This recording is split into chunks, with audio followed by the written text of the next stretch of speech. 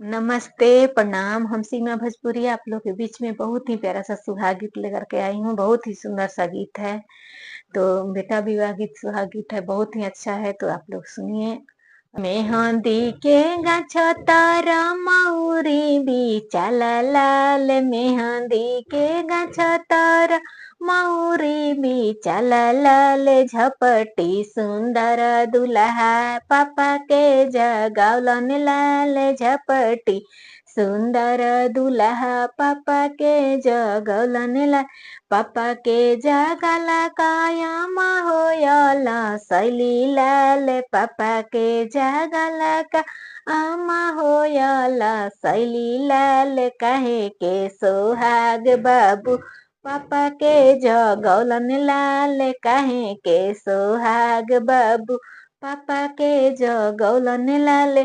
मेहंदी के गछतर मौरी बिचल लाल, मेहंदी के गछतर मौरी बिचल लाल, झपटी सुंदर दुल्हा भैया के जगौलन लाल, झपटी सुंदर दुल्हा भैया के जगौलन लाल।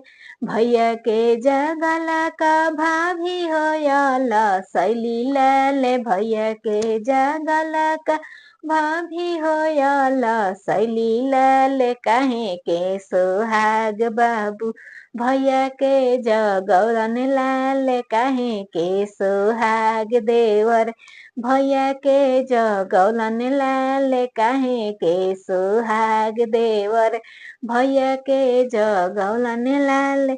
मेहंदी के गछतर सेटवा बिकल लाल, मेहंदी के गछतर शेरवानिया बिकल लाल, झपटी सुंदर दुल्हा जीजा के जगौलन लाल, झपटी सुंदर दुल्हा जीजा के जगौलन लाल। जीजा के जगला का दीदी होयला सैली लाल, जीजा के जगला का दीदी होयला सैली लाल, कहे के सोहाग भैया जीजा के जगौलन लाल, कहे के सोहाग भैया जीजा के जगौलन लाल, कहे के सोहाग भैया जीजा के जग